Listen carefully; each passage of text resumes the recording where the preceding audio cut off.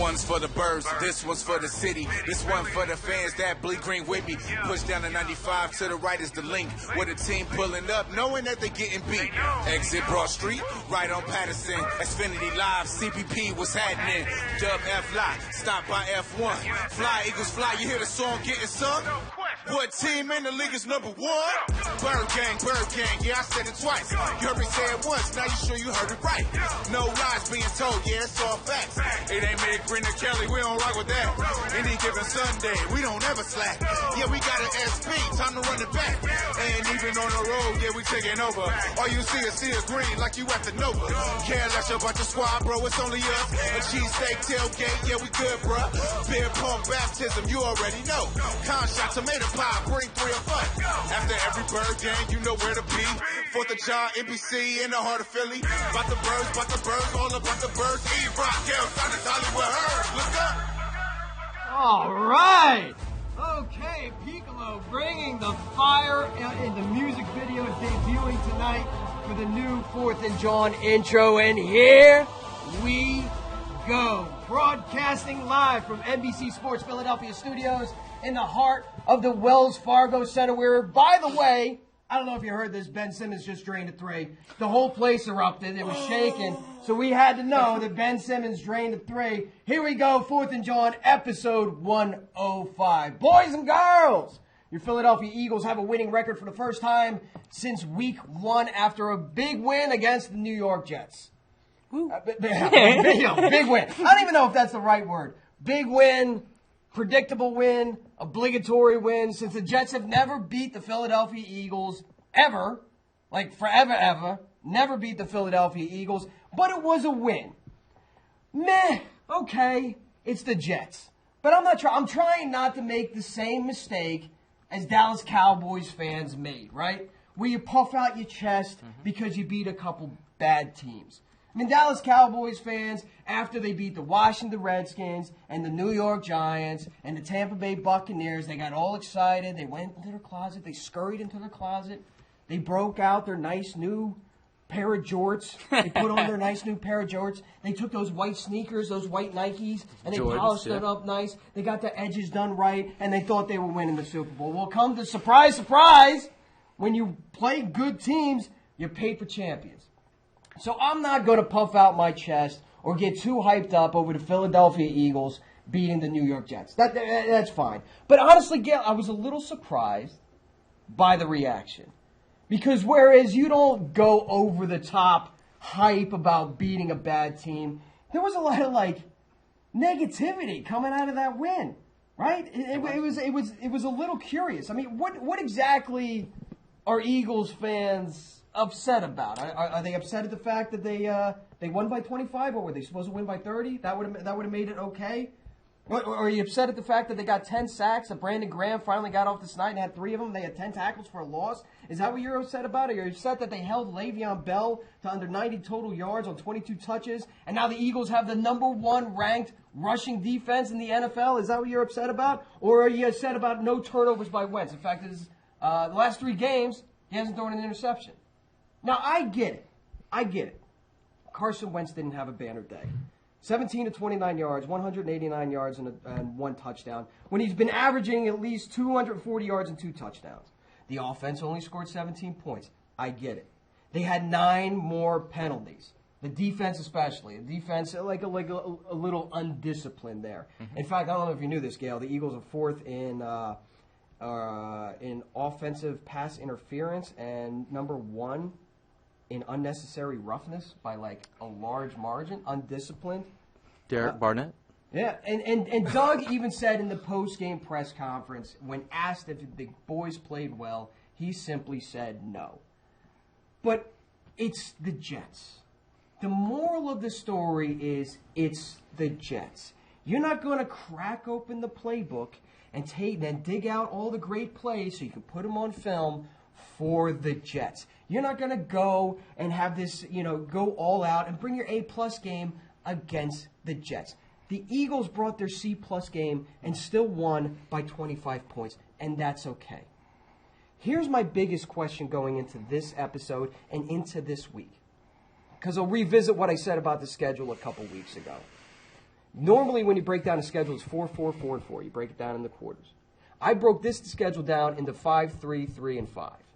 Because I don't know who the Philadelphia Eagles are right now. They got off to a slow start. Thursday Night Football, they beat the Packers. That came out of nowhere. They beat up on the Jets. Okay, so what? I'm not sure who this Philadelphia Eagles team is right now, but we are going to find out in the next 3 weeks when you have to go at Minnesota next, the 3-2 team, at the Dallas Cowboys, who you're fighting for the top spot in the NFC East with at 3-2, and then a surprising Buffalo Bills team at 4-1. We're going to find out real quick who this Eagles team is. Mr. Gail Saunders, Eagles Sessions on Twitter. How are you doing this evening, sir? I'm doing great. I mean, we got a dub. You know, at the end of the day, we got a dub. In the NFL, it's all about stacking wins. This is how you get to the playoffs. You can only play who's in front of you, and that's what the Eagles did prior to the game. I really wanted a curb stomp. This was a curb stomp.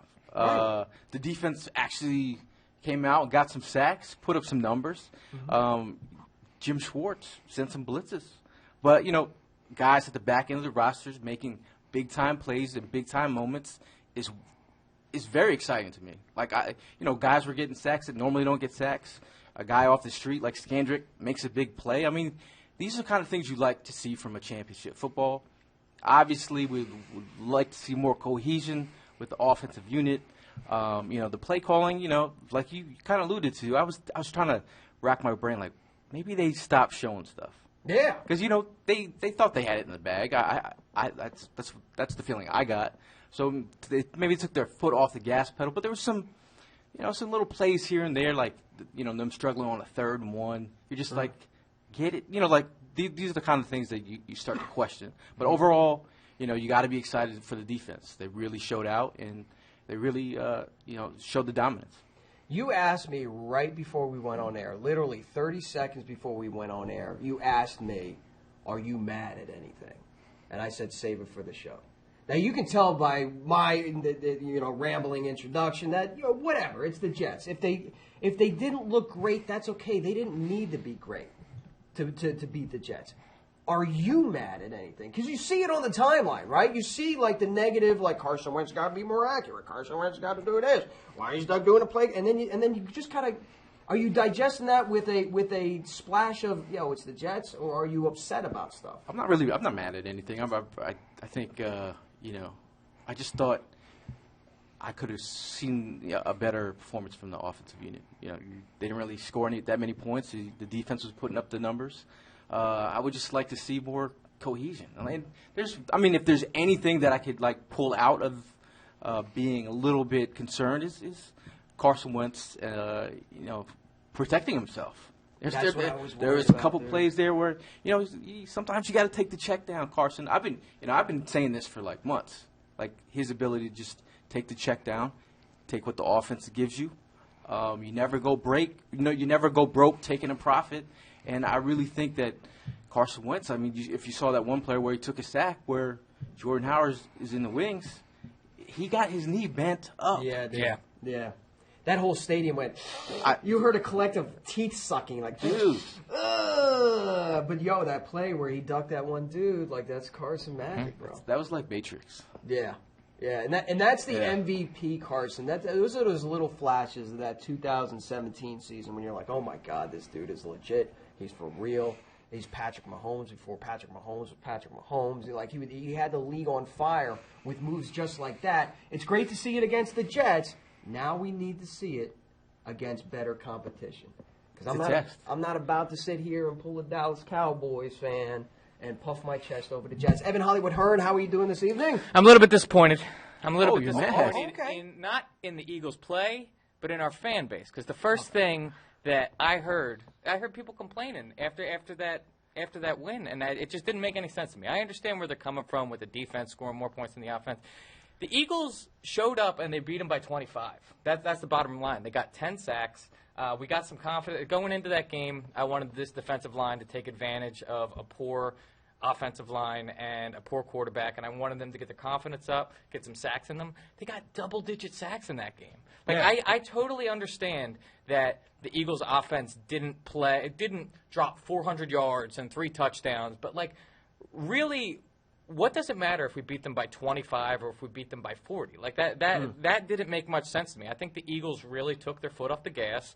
I think that they didn't want to open up their playbook to anybody else, and them not running up the score on them, just obliterating them, didn't really bother me that much. And it bothered me that it bothered so many people. I completely agree with you. It was so refreshing to see the defense be dominant. Not that you didn't expect it, especially against the New York Jets. They did what they were supposed to do. You did what you were supposed to do, but not only that, but you went that extra length where you start, like, I feel like this defense is like a group of sharks, and the blood is in the water. They swarm. They were starving the first 3 weeks. They really didn't have it. They couldn't get to the quarterback. They couldn't create turnovers. They were missing tackles. They weren't blitzing. They were playing off. And now they've gotten a little taste of that quarterback meat. You know what I mean? Where now Jim Schwartz is starting to blitz a little bit like Jim. Like did my eyes deceive me? Or did we actually see a corner blitz? We did. Scandrick does a nice job of blitzing off the corner. Yeah. And so all you got to do is be serviceable at the cornerback position. And now I feel like this defensive line, like the defense as a whole, is getting its swagger back right at the exact right time because they boast the league's #1 rush defense. And that's something that this team and the team that won the Super Bowl have in common. Like, listen, you control the ground game. And we're going to get into this a little bit because this is going to play right into our matchup preview with the Minnesota Vikings. Yeah. That's a big part of it. But, speaking of the Minnesota Vikings, okay, because let's get the Jets thing behind us because really, you get good takeaways, some things they got to work on. But in the end, it's the Jets, and you move on. Vikings 3-2, dead last in their division, which is kind of a weird anomaly because nobody in their division right now has a losing record. Yeah. 18th overall in offense, averaging 22 points per game. That's 16th. Offense, average. However, they do have the third-ranked rushing attack with Dalvin Cook, second in the NFL in rush yards at 5.9 yards per carry. The offense doesn't scare me. What does have me concerned is the defense. The defense can get the job done. Right now, 4th fewest yards, 5th fewest points. The defense, in even their losses, are clamping it down. So when you take a look at this Minnesota Vikings team, Gail, what are some initial thoughts as you preview this matchup coming up next week? I go straight to the wide receivers. Diggs and Thielen, this is probably one of the best 1-2 punches. Those guys get heavy targets. I mean, last year they were heavy target.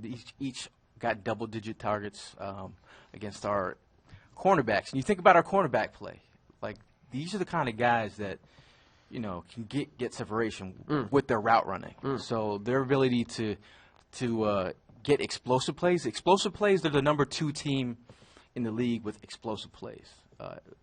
Dalvin Cook is having a great year. Like you said, second in the league in rushing. But, these receivers can get up on you. But, there's the Kirk Cousins. I don't know if there's the cohesiveness in their locker room. They've had a lot of drama. Yeah, Kirk Cousins had to apologize. There's been and I love to see that. You love to see it. There's something with Kirk Cousins that I don't know if it's a locker room thing. I just don't think he has the self-awareness. It just doesn't look right. And Adam Thielen everyone loves Adam Thielen in Minnesota. And if he's, talking out the side of his mouth about the starting quarterback, I mean, he's putting him on Front Street. So obviously there's something going on. There. It's definitely Kirk Cousins. Is that because you heard the same kind of rumblings during his time with Washington? Yeah. Like you either have that sort of leadership or you don't. You either have it or you don't. And all the selfish and alpha male stuff that maybe Carson Wentz was getting dogged for by certain people during the offseason on certain hit pieces, right? All that sort of dominance and sort of that alpha male attitude that you have in Carson Wentz that makes him great, you don't have it in Kirk Cousins. That dude's just that's Ned Flanders. Kirk Cousins is real-life Ned Flanders playing quarterback, you bro. Like that. You like that. Yeah, you like that. There's not a bad bone in his body. He's going to Josh G. Willikers his way through the season. You know what I mean? How are you supposed to be in a huddle and they gosh darn it, guys, I hope we... Well, when he was on the sideline, he was like this. He was like to Thielen from the route. And Thielen's like, bruh. Bruh, yeah. Like, if you can't respect your quarterback Yeah. and you think he's a nerd, how are you going to go out and play for this? And I think that's what they're doing. I mean, some Viking fans on the TL have been calling for Case Keenum. They're like, Case Keenum? Yeah. Yeah. They're like, I'd rather have Case Keenum than Kirk Cousins. The $80 million wait, man. yeah. You mean the guy who got his contract fully guaranteed, and Vikings fans were all excited at the fact that they got Kirk Cousins, and they thought that was going to take him over the hump. Meanwhile, Eagles fans, Cowboys fans, even Giants fans are sitting there like, all right, no, guarantee all that money. Go ahead and do it. When it comes down to it, he's not the reason why you win in games. He's the reason why you're losing games. We're going to get back to him in a second. But Hollywood, when you take a look at this Vikings matchup, listen, the Eagles got 3 tough ones, 3 road trips. It's going to be a long time till we see them again back home in November. Like, how are you looking at this particular matchup? I want Doug Peterson to stick to his word. He said that Jordan Howard is going to be getting the bulk of these carries. I want him to continue to have a well-balanced offense. I think that's been the key for us these past couple games. If we have it doesn't have to be exactly equal, but if we have a close mixture of running and passing, and then that opens up the room for play action. To be honest with you, I could see another flea flicker happen in this play. On the sideline, I could see something like that opening up, and I think that's how we'll open up the deep balls with the run. They got to get a little bit more creative on the deep balls, because that is especially something that's lacking with Deshaun out there. And there's been a ton of beat writers who have put out the stats and all the analytics on the Eagles' woes with getting the ball, really pushing it down the field. But I feel like this Minnesota Vikings defense is going to be susceptible, especially in the tight end games. They had, the Oakland Raiders, when they took it to the Minnesota Vikings, one of their tight ends went for over 100 yards. If this is the game, like, they didn't show a lot of 12 personnel versus the Jets, right? They didn't, or did they? They showed some. Some of it, but I felt like it wasn't like predominantly like it wasn't featured. The tight ends I felt like weren't featured as much. I know Goddard he only got like 3 targets in the game. Yeah, so I think this is the game where it's like, look, if they're gonna throw in a lot of protection, keep Carson Wentz protected, but also too with the running game being as effective as it's been the last couple weeks, and more importantly, the dedication to the run game. They'll get away from it, but they'll go right back to it. This is going to open up a lot of opportunities for Goddard and Ertz, and I feel like at the end of the day, this is going to be their game. Like, this is going to be the tight ends game for them. Yeah, I mean, if you see that game Ertz had against the Vikings in the NFC Championship, like he had their safeties in fits. I mean, Harrison Smith, supposed to be all pro, he had him in fits in space. So I think if you dial up Ertz, but I think like you alluded to earlier, we're going to have to stretch the field. We don't have a Torrey Smith at this moment. Yeah, that's a basic vertical threat. Yeah. You'd love to have, but you see Nelson Aguilar's weaknesses when Where's he been? They call him a vertical threat, but when he tracks the ball, he's having some issues. Like I like Nelson Aguilar deep crosses, posts. When you start running fades and 9 routes, he just kind of loses the ball a little bit. So I think they have to get on the same page. I would like to see Mac Hollins get in there on an 9 route. I know that's one route he can run. Yeah. Speaking of Aguilar, you were late to the game. You were late walking into the game because we had a late celebrity appearance, right? At the tailgate. Yeah. Tell me about it. I wasn't there for it. I was in the game, and my wife sends me a text message and be like, yo, Jag. They're throwing babies off the trailer. Yeah, and apparently that video, that got picked up by like Sports Illustrated and stuff like that. Like, somebody gave him their baby to hold and be like, we're catching babies out here. But unlike Aguilar stopped by. Hakeem Laws, he's got a lot of character. He's a lot of presence already, like in his early budding career as a star in Philly. But like he was loving it, loving all the attention. Everyone was loving him, and then Dunphy as well. Up, yeah. I mean, it was like the vortex. Just as lovely in person. Oh my God! So many people went viral that week, and they were really cool. I think they set the tone for the tailgate that day. That it's got to be a rite of it's becoming a rite of passage. That if you go viral on Twitter, having anything to do with the Philadelphia Eagles, your next step is to then show up at the 4th and John tailgate. If you see any viral people online, that's what they'll be. We got to get them at the tailgate. We had another rock star, Gio. Gio was there. Giovanni absolutely. is Second appearance, that yeah. dude is. Yo, that tailgate, like every schedule, I go down and I kind of look at, okay, where the home opener is obviously going to be a big one, and then you start going down, okay, what's going to be light, where are the away games? And I really had the Jets game like kind of circled. As a man? Not as a man, but like as a sort of, okay, I can chill, I can relax, it's not going to be a big crowd. There'll probably be 50, 60 people there, but it's not going to be mayhem. Yeah. Yo, the Jets game was mayhem. It was crazy. I think people were looking forward at those that away game stretch and thinking that this is the last probably warm tailgate they'll be able to get to. And Almost drank all the beer at the tailgate. Yeah. That's a first. Yeah. All 10 cases? Yeah. Oh, jeez. Yeah. That's what happens when Dunphy shows up.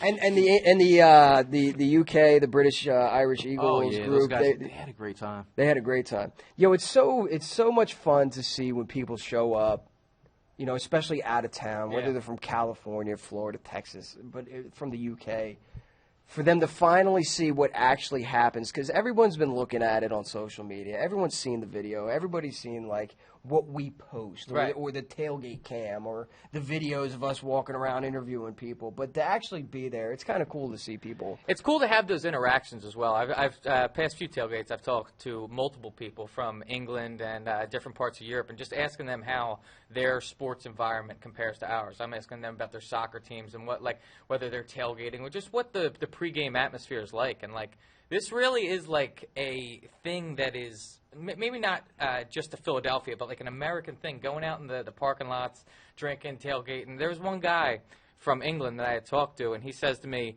that at no sporting event that he's ever been to in the world has he ever seen just a sea of that team's colors take over a city like that. He's like, Philadelphia is the only place I've ever been to in the world on game day where the whole city's just green. Yeah. I love it. I mean, one of the guys from the group, Alex, he had put out a post, and I was reading it, and I was like, he's like, so cool to meet all of you guys yesterday. Honestly, one of the best days of my life. Jealousy is real, knowing you can do that every game day. And it kind of, We take it for granted, I honestly. that's what I was It's the just first thing about I to was say. like, I took it for granted because, a lot of people don't get to do this.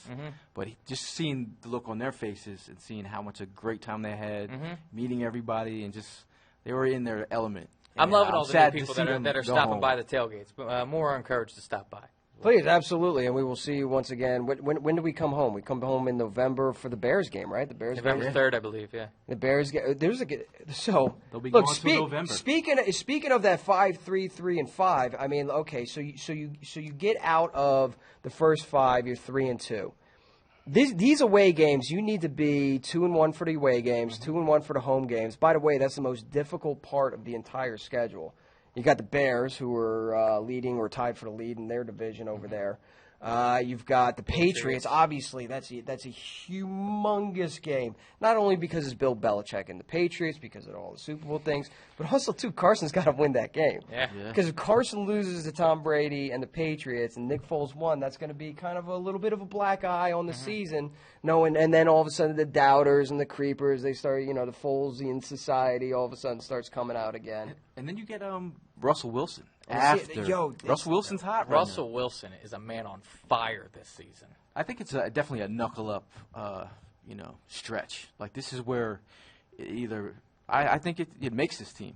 I think they're going to have to put their boxing gloves on and fight this one out.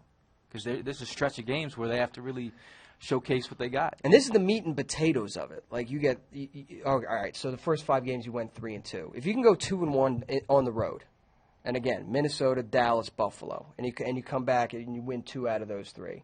And then at home you win 2 out of those 3 against the Bears, against the Patriots, against the Seahawks, and then you really prove some stuff. Again, your last 5, and I pounded this home earlier in the season, your last 5 games are Miami, the New York Giants twice, the Washington Redskins, and Dallas at home. So you have the opportunity, if you've already You won fall 3-2, 2-1 for the away games, 2-1 for the tough home games, and then you go 4-1. Let's just say you lose one of those games, you're already at 11-5. Okay, that wins the NFC East. That gets you maybe a bye. Maybe if you go 5-0 in those last 5 games, You can get that by. home field advantage throughout the playoffs. My expectations have swung so wildly. I mean, the last time, and thank you, Eitan, for sitting in for me and filling in for me last week. But the last time I was here in this studio, I was singing the blues because my expectations for the season had changed. Called him average. Called them average. Yep. to the face, right in the camera, called them average. And now here we are a couple weeks later, like thinking, okay, maybe this team's back on track, but they absolutely positively have to prove it. Here's how you beat the Minnesota Vikings. I think I got the formula down, and I'm just going to rattle off the first three, the three keys to victory, because I went back and I started taking a look at the Minnesota Vikings and their losses and trying to find a common theme, a common thread to the whole thing. And I do believe that I found it. Number one, you have to stop the run. I know that sounds cliche, but especially with the third-ranked rushing offense and Dalvin Cook, who's absolutely lighting the league on fire right now. And as Jim Schwartz put it during today's press conference, it's almost like you're watching slow-motion highlight reels on fast forward because the offense is moving that fast behind them. You have to absolutely, positively stop the run. This is going to be a real, grinded-out, gritty, in-the-trenches matchup when it comes down to the run game with the Eagles defense versus the Minnesota Vikings offense, right? Yeah, I mean, I have to, like you said, stopping the run. Like I almost feel like I've been saying that every week. You make the team one-dimensional by stopping the run, and they've really balled out against the run. I mean, the number one rush defense out there. The run defense has been phenomenal. I mean, look at the guys that have been, trying to run on this team. Geist, 1.8 yards per carry. Devontae Freeman, 2 yards per carry. Kerryon Johnson, 1.8. Aaron Jones, 1.6. Le'Veon Bell, 2.9 yards per carry. So they've been stout against the run, and Aaron Jones really scored 4 TDs on Dallas. Oh yeah, no, that one. That one. Okay. Yeah, that one. Yeah, that one. But I really believe that they're going to shut down their run game, and it's a matter of really defending the pass. I mean, these receivers can really get out our cornerbacks. That's what I'm getting to. You shut down the run game, all of a sudden the ball is in Cousins' hands, and while you might say defending the pass and the receivers scare you, Kirk Cousins does not. Well, golly gee. Explain. Well, golly gee, Ned Flanders. Hot diggly wiggly. So you shut down the run. All of a sudden now the ball is in Kirk Cousins' hands. That's exactly where you want it. Second key to victory is you have to get off to a fast start, all right? No more of this slow start stuff. There's a reason for this, besides the obvious, but I'll get to it. This first 15 needs to set the tone for the entire game. Score quickly, score often, because if there's anything that the last 2 games have proved for the Philadelphia Eagles is they play better when they're not playing from behind, when they don't feel like they have to play catch up. When Carson Wentz doesn't feel like he has to be Superman out there and try to do too much, which in turn puts him at a higher risk for getting hurt. Third key to victory, no penalties, no turnovers. I know that sounds cliche, but when I took a look back at the Minnesota Vikings, right, dating back to last year, I started taking a look at their losses. Okay. From basically their bye week, which was in the middle of the season, through the 2018 season and into the 2019 season. Week 11, 2018 versus the Bears. Kirk Cousins, 30 of 46. They're asking him to pass the ball 46 times. 262 yards, 2 touchdowns, 2 picks. But you know why they were asking too much from Kirk Cousins? Dalvin Cook, 9 carries, a total of 12 yards.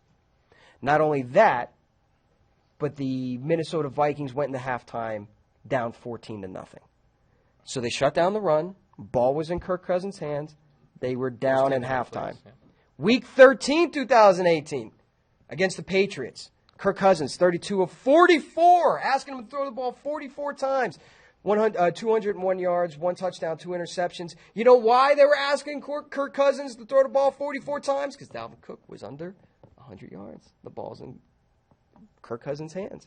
And they were down, they were down 10-7 at halftime. Week 14, 2018, versus the Seahawks. Kirk Cousins, 20 of 33, 208 yards, 1 touchdown.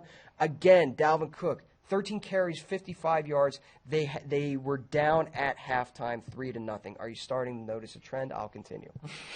Week 17, 2018 versus the Bears. Kirk Cousins, 20 of 33, 132 yards. 132 yards. We thought Carson Wentz looked lousy against the 33 Jets. passes now. Yes. 130, 1 touchdown, no interceptions. But again, Dalvin Cook, 11 carries. How many yards? 39.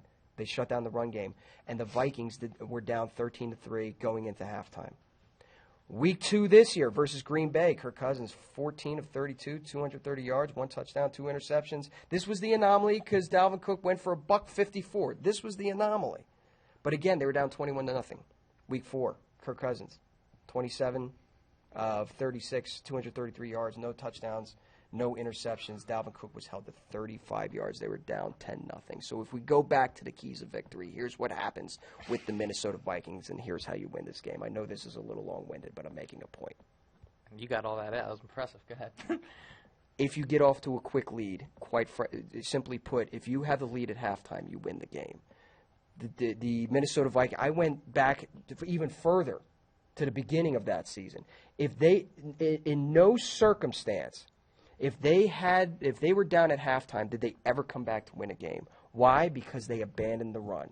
If you shut down the run, Dalvin Cook gets shut down. Now the ball's in Kirk Cousins' hands, and Ned Flanders can't chuck the rock to these receivers. And if anything, the pressure that the Philadelphia Eagles front four, now combined with Jim Schwartz's epiphany of the blitz, oh my God, he realized what a blitz is. If you're able to pressure that guy, Kirk Cousins will not win you games. He will cost you games. That is my argument to how you beat the Minnesota Vikings.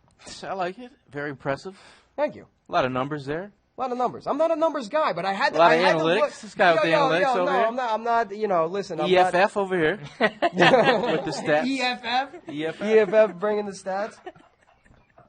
Yo, don't. That's don't, a don't, hashtag right there. Hashtag EFF. Wait, full blown EFF on us over here. But they were really good stats, though. Thank you. But that, I think that's how you beat the Minnesota Vikings, is you control the line of scrimmage, you shut down the run game, and then you ask Kirk Cousins to win you the game, which he is incapable of doing. And again, if you get off to that fast start, if that first 15, if you're putting up points and you're able to score in the first quarter and in the second quarter, and not at any point since the beginning of the 2018 season when they've been down at halftime if they come back to win.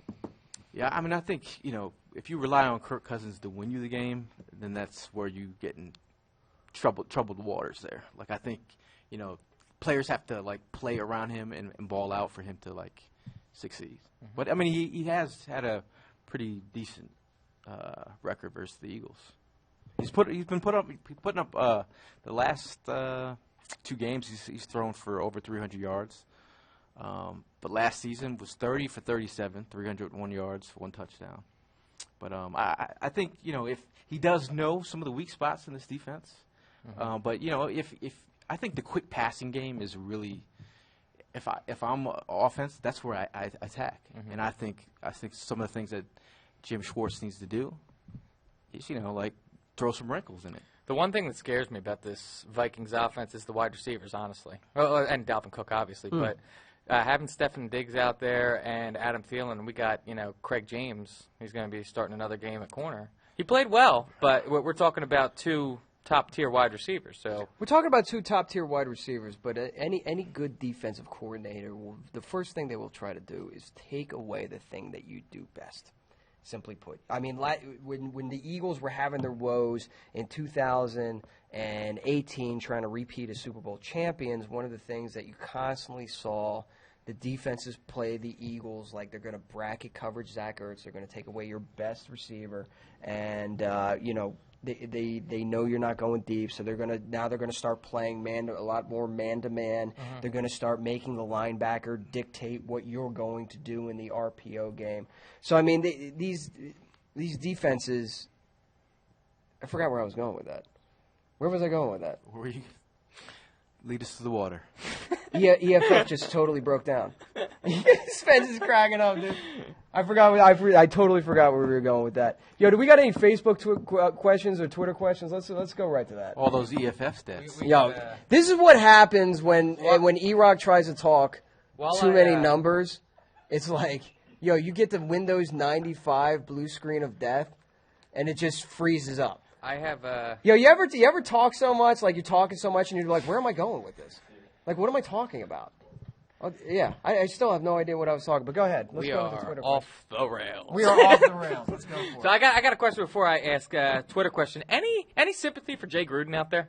Not at fellas? all. No, not at all. Not at all. Yo, did you see that video? Yeah, that's kind of what I was getting at. Yikes.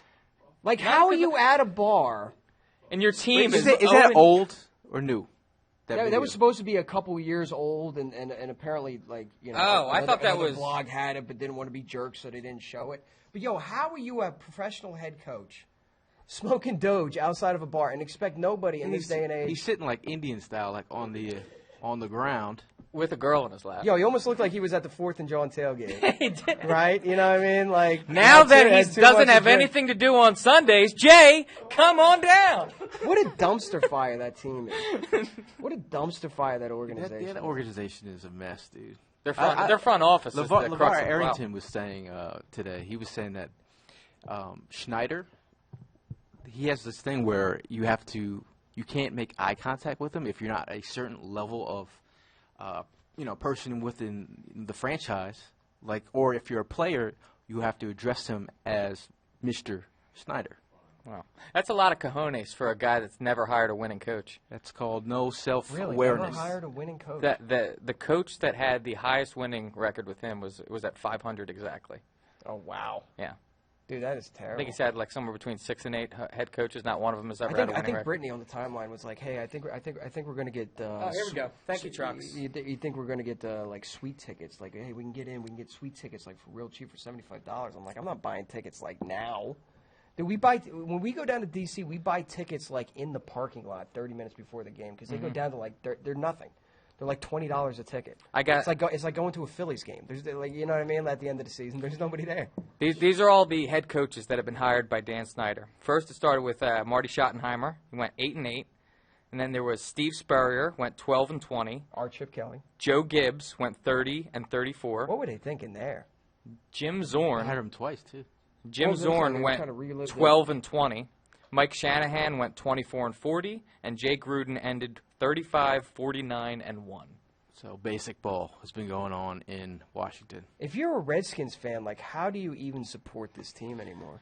Well, I mean, this is the same organization where they had fans watch the cheerleaders. Did you see that? No. What? That story that broke last. Go Google What do we it. do? Shield our eyes? Oh my! But by the way, there was a soundbite that dropped this morning. It said, and shame on me for not grabbing it. They had a media press conference, and somebody in the media asked the owner, listen, do you apologize for the fans? Attendance has been at an all-time low. You've got incoming fans absolutely taking over your stadium. It's an embarrassment to the city. It's an embarrassment to the organization. What are you going to do to help prevent that from happening again? And right away, their response was, well, if our season ticket holders didn't sell the tickets for dirt cheap on the secondary market, maybe we wouldn't have this problem. Or something along the lines of that. Can you imagine? Can you imagine being an owner, being a general manager, being anybody who represents that organization and saying that kind of thing to your fans? Yo, I know our ineptitude and our inability to actually put a good product and a good football team on the field has nothing. It's all you people who are selling tickets to opposing fans. That's a disgrace, dude. That stadium is a disgrace. It is. It needs a new coat of paint. What do we got? All right, we got Gonzo checking in. Yo! He wants to know, given the offense's less than stellar performance against the Jets, how confident are you in their ability to score points against the Vikings next weekend? Pretty good. Again, I don't think they were showing a lot against the Jets. I don't think they were kind of opening up. Look, don't put more on film than you need to against the Jets. Your defense outscored the Jets. It wasn't imperative for them to bring their A game. And I don't think they did, and I think they made a lot of mistakes, and they maybe kind of took their foot off the gas and treated it like they're coming off of a little mini bye week. This is a little bit of an extended vacation, maybe a little appetizer to this 3 away game stretch. But I have zero lack of confidence in this offense of being able to score. Just to touch on what you said real quick, I don't know how you can't be confident if the Eagles were half asleep during that game and still won by 25. Half asleep. Literally half asleep. Yeah. I still think they have more in their tank, and they still haven't showed us what kind of offense they can be. I mean, we got a quick glimpse in that Green Bay Packer game where you had even with the run, even with the pass, but I think they still got more in the tank. And I understand the reservation. I know Xavier Rhodes is actually he's had a pretty down year. He's been either banged up, but is currently allowing 81.5% of passes thrown his way to be caught this year. Jeez. A lot of the Vikings fans have been down on his play this year. So I think, That's high a healthy Alshon can definitely put in work on him. This is going to be the tight end game. Mark my words. Go ahead. What else we got? Mr. iFlow wants to know who is your offensive and defensive MVPs so far, and who are the players or player that surprised you so far for the Birds? I've been really impressed with the way Rodney McLeod has played. Okay. I feel like he's flying around the ball. It's a good one. He's making some plays. I haven't been mad on him. I just think he's been, up to this point, like a good safety. I don't think he's ever done anything real great, but just he seems to always be around the ball, even tackles for a loss, even up around the line of scrimmage, breaking up passes. I think he's leading the team in tackles. Is he? I think so. I think he's got his juice back. Yeah. You know, he's got his legs back. Okay. He realized he can, coming off that injury, I think now he knows he can run around the field like he used to. But McLeod, that's a good one. Is he your surprise or is he your defensive MVP? He would be both. He would be my surprise and my defensive MVP. Offensive MVP would have to be Wentz here? But I want to go Jordan Howard. I really want to go Jordan Howard because all of a sudden I'm having reservations. Like we automatically. Brandon Brooks? Brandon Brooks. He's been solid, really solid. Here's a question to piggyback off of that question because I've been thinking about this one for a while. We automatically assumed going into the season that Jordan Howard was going to be a one-year rental and was really traded for just because of that Joe Douglas connection, and if anything, gave him flexibility in the draft. So if they didn't get a running back, not a big deal. We got Jordan Howard, but they got Miles Sanders. Now that you see the way that Miles Sanders is playing the game, and we went into the season assuming that he was going to be the feature number one back, and all of a sudden he was going to be the reincarnation of Brian Westbrook for whatever reason. He's trying to re-sign Jordan Howard. Listen, dude. Early. I'm not opposed Listen, to it. dude. Early? All of a sudden you look at Jordan Howard and you realize, okay, one of the reasons that one of the many reasons that the 2018 season was not successful, and something that fans were clamoring for, is they should have kept LeGarrette Blount. They should have kept LeGarrette Blount. They should have kept – because all of a sudden you saw that running back stable get real thin, real unexperienced, and real injured. You have the opportunity here, if Jordan Howard's playing the way he's playing and Miles keeps developing the way he's developing, all of a sudden you have one of the nastiest two-headed monsters in the league. I'm already on the re-sign Jordan Howard train. Okay. Interesting. I mean, I just like watching his game. Like him running the inside zone, like I feel comfortable. Like him running like a 4-yard gain, but the way he does it with his own style, pushing the pile, getting yards, falling forward. That's a guy who always falls forward and has a nose for the end zone. Like you see him down by the goal line, he has a plan in place. Like he is like gonna score if you're on the 1-yard line. That's why that 3rd and 1 they had during that against the Jets, and they didn't give it to Jordan Howard. I'm like, why not? Oh, absolutely. And this those situations. Yeah, this is one of those things. Like you take a look at like between the 20s. That's Miles Sanders territory. Because you can't expect Jordan Howard to run those wheel routes and make some of those catches that Miles Sanders. That was a pretty throw by Carson, though. That was amazing. Absolutely. Amazing. But all of a sudden, you get in the 20s, that's Jordan Howard territory. And let's say you don't have Miles Sanders. Is that run game as effective? Or now you're leaning more on Corey, who's fumbling the ball, got the little fumbleitis there, and older Darren Sproles. And if you don't have Jordan Howard, are you able to punch it in the way you've been able to punch it in the red zone? The Eagles have been very effective in the last 2 games in the red zone. Yeah. And big part of that is Jordan Howard. Yeah, Howard sets the tone for the run game. And I think, Doug Peterson actually alluded to it in one of the press conferences, saying that, Miles Sanders is actually learning from Jordan Howard. He's a great guy to follow in the footsteps. Where the holes actually open up, the patience that he takes to hit these holes versus a Miles Sanders who might just run straight toward the hole and take some time. But I think Jordan Howard, he's having a little rebirth here of his career. Mm-hmm. Hit me with another question. Justin Moore is checking in on Facebook, and he wants to know, we've talked about Jalen Ramsey, we've even brought up Chris Harris Jr. a little bit, but there was some speculation around Von Miller's name this week. Thoughts on that? I saw that, but how real was that? Yeah. Is there anything real? I think that was just somebody threw it out there. Like, why? I mean, Chris Harris, I'd sniff on that. The reality of the cornerback situation is the longer this Jalen Ramsey thing continues to go on and on, the less likely the Eagles are, or really anybody is, to really acquire him. This is why I was like, when everyone in the beginning was like, yo, just trade for Jalen Ramsey, whatever it takes, do the deal. It's a multi-layered thing. Well, it's not as easy as it looks. First of all, the Jags don't even want to get rid of him. There's no whatever it takes if the Jags don't want to trade him. I mean, the owner doesn't want to trade him, but I feel like the team might want to trade him. The owner has the last say. And they'll sooner get rid of Tom Coughlin than they will Jalen Ramsey. And the only way Jalen Ramsey's getting himself out of there this year is if he goes full Antonio Brown, and you never go full Antonio Brown. You never go full Antonio Brown.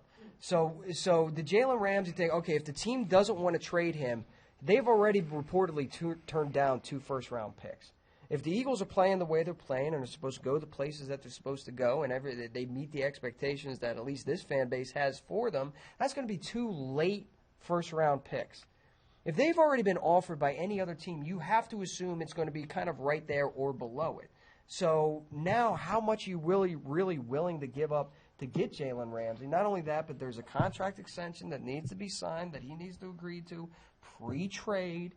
You know what I mean? So it's a multi-layered thing. I think there's less than a 10% chance. I thought that a week ago. I'll rephrase that. There's less than a 5% chance right now that the Eagles are able to make a move to acquire Jalen Ramsey. However, I do think that there is an 80% chance that before the trade deadline, they will go out and get a veteran corner of starting caliber that they can plug in and play right away. Somebody who's reliable, maybe not the flashiest name, maybe Chris Harris, maybe somebody a little long in the tooth or a little bit of an Chris Harris. But it's not going to cost you much. He's been vocal already. Who are you saying? Chris Harris. Harris? He's like, I'm counting down the days. Yeah. He's like, I am counting down the days. What's your thoughts on that Chris Harris guy? Chris Harris. There's no anybody. There's no one else but Chris Harris. We're just joking. Okay. What's the next? This got me all thrown off today. Hashtag EF. Wrap it up with one more question? Yeah. All right. So, Puga, friend of the show, wants to know, we had the Atlanta trip earlier this year. We had the Buffalo trip coming up. He wants to know when we're going to make our trip down to Jerry World. Ooh. I mean, I think that needs to happen. Does need to happen. Spur of the moment trip.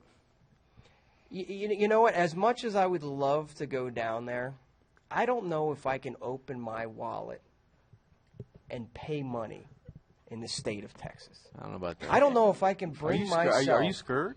I'm not scared. No, it's about opening my wallet for my hard-earned money and spending it in that economy. In that economy.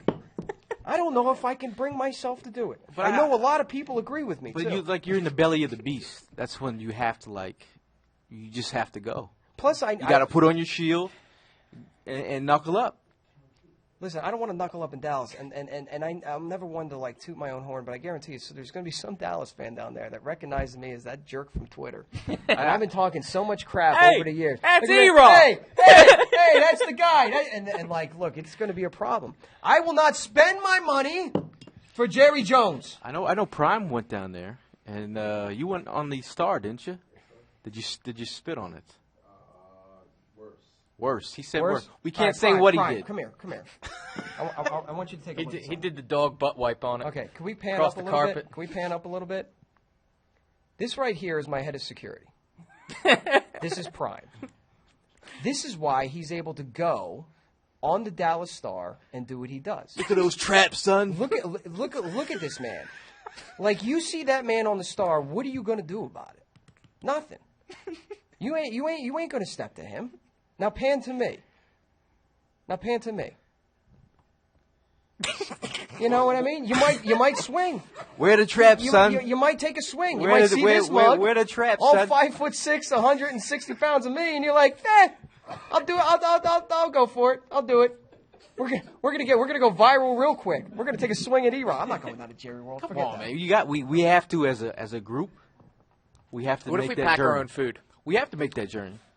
We'll pack 150 peanut butter and jelly sandwiches, and we'll just eat that. Hey, we are going to Dallas next year. You can go to Dallas. No, we all are going to Dallas. Says Spencer claps. He's ready to go. Spence, you can put on that. You can put on the hat. You can pretend to be E-Rock for the week. Yeah, there we go. Do we got anything else from Facebook? Any other questions from Facebook or Twitter? I think we're all wrapped up. All right. In the go ahead. No, You good? Chantel came to the Yes. tailgate. Yes. Please tell the story before we get on out of here. It was a great surprise to have also Uncle Don Spillane Yes. came out here, brought a little gift for Levi, and she was surprised, to see him. But Don's a good guy. Don gave a nice little coin to Levi. Levi enjoyed it. Got to put on the ring. Uncle Don, first of all, hats off to Uncle Don. He's been tremendous coming down to the tailgate. Hashtag Uncle Don. We've made Uncle Don a thing. Uncle Don is the man. He's our uncle. Be like, the Don Smolinski's here. How do you know Don Smolinski? That's my You uncle. mean Uncle Don? That's my uncle. Yeah. That's just what I tell him. That's my uncle. We're both bald. He got the height in the family, but yeah, that's my uncle right there. All right, before we get on out of here, a couple pieces of business. Number one, we are heading up to Buffalo. I cannot wait for this trip. I will not be doing anything like that one guy did. Did you see that? Yeah, he missed the table entirely. You want to see a dead body? Yeah, you like the reaction of everybody around them? I showed Spencer that thing when we got here in the beginning. He was like, oh, my God, that dude's dead. So I am not going to be doing that. However, I will be thoroughly upset, disappointed in myself if I don't go through a table, get slammed into a table, choke slam. Eddie Guerrero, maybe top of an RV like Frog Splash style. I was thinking Prime splashing you. No, we need a member of Bill's Mafia. The week before we go, I am contacting Bill's Mafia, and I am telling them, listen, you either need to bring me to your leader, whoever that might be, or you need to find yourself the biggest, baddest dude you got and choke slam me through a table. That absolutely has to happen. But we're going there. The point of the story is we're going there with the Green Legion. And last time we went to Atlanta, we had an absolute ball. A ton of listeners used promo code JAWN when they booked their trip, and they got to sit next to us at the game. That was awesome.